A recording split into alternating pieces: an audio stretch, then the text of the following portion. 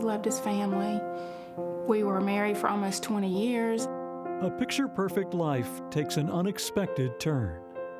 We went for a checkup, and they found a mass and said it was just a very aggressive tumor.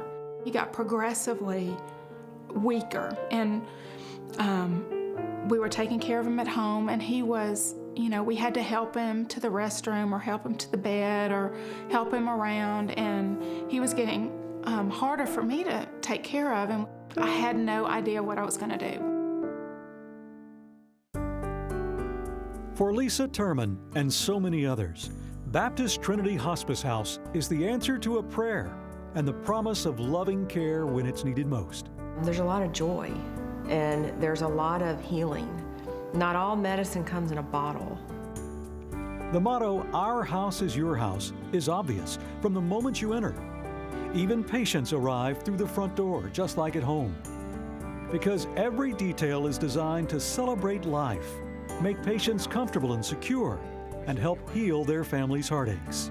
He was being cared for, and I trusted the nurses and I trusted the care partners that were taking care of him. At home in the hospital, he just looked like he was in pain, but here he looked great. Here, precious moments are spent in beautiful surroundings, where God's grace might be heard in the rustling of the trees or in a silent meditation in a quiet outside nook. Having this facility available for those situations is a real addition to the healthcare community in Memphis. Angela Williams found peace in the gardens that are maintained by volunteers.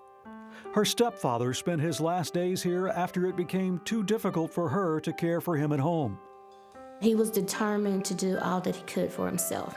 Every staff member that cared for my stepdad, they were very compassionate, they were very caring, they were soothing. It was like, you're at home, so you can relax, it's okay. Caregivers are specially trained to be experts in hospice care. They're dedicated to improving the quality of life of residents around the clock. They're here because they want to be here. Every one of them has a special hospice story that has affected their lives in some way. These staff people take our patients and families in as if they were their own. Interior details were designed through the eyes of patients for their benefit. Large, home-like patient rooms, each with an individual outdoor patio. Hospital beds with a sleigh bed look. Bedside cabinets to store oxygen out of sight. Sliding artwork designed to cover mirrors to make patients less concerned about their physical appearance. Everything here is focused on hospice patients and their families. I'm very grateful that we're here and that this place exists, because I don't know what I'd do. Teresa Greco spent the last few months of her life at the Baptist Trinity Hospice House when her husband couldn't take time off from work to care for her full time. I mean, it's not like, life comes with blueprints and says, okay, this is the next step. Teresa's prayer circle used the chapel during one visit. On another visit, they celebrated Teresa's 54th birthday at the hospice house. Teresa was also able to enjoy a visit from a furry friend provided by pet therapy volunteers. It is surreal in a lot of ways. It is something you never think you're going to do. You think, not me, but it does happen to you. It happens to people like me every single day. Baptist Trinity Hospice House lets families focus on the joy of life rather than the sadness of parting. You can see and hear the vibrant pulse of everyday living in places throughout the house.